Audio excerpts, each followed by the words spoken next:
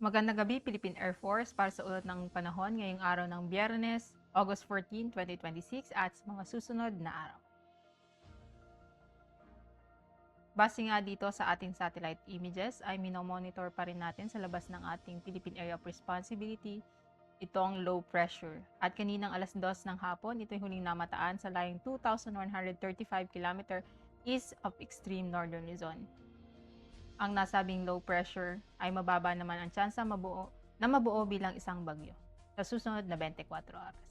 At inaasahan din itong kikilos papalayo dito nga sa ating Philippine Area of Responsibility. Southwest monsoon o hanging habagat ang siyang patuloy na makakapekto o umiiral na weather system dito nga sa ating bansa, na magdudulot ng katamtaman hanggang sa malakas na bugso ng ulan, particular na dito nga sa malaking bahagi ng Luzon. Samantala, para sa ating general area forecast, makakaranas pa rin ng maulap na kalangitan na may mga kalat-kalat na pagulan, pagkidlat at pagkulog ang Metro Manila, malaking bahagi ng Northern Luzon, Mimaropa, Calabarzon.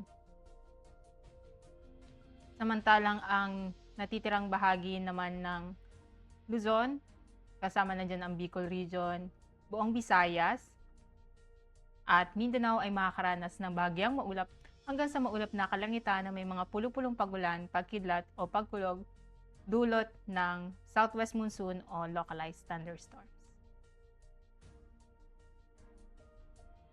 Para sa pagtataya ng panahon sa mga susunod na araw, simulang araw ng Linggo hanggang sa araw ng Martes, ang Metro Manila, Cavite, Lipa ay makakaranas ng maulap na kalangitan na may mga kalat-kalat na pagulan, pagkidlat at pagkulog. Gayon rin ang mararanasan dito sa Angeles, Puerto Princesa at Kalayaan Islands.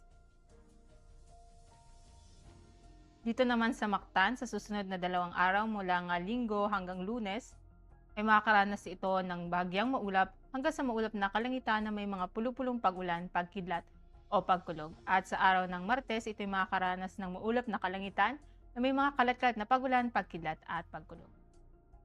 Gayon rin ang mararanasan dito nga sa may Zamboanga. Samantala, sa susunod na 3 araw, ang Davao ay makakaranas ng bahagyang maulap hanggang sa maulap na kalangitan na may mga pulupulong pagulan, pagkidlat o pagkulog.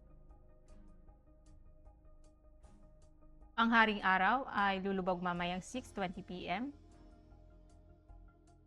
at inaasahan sisikat bukas 05:42 a.m.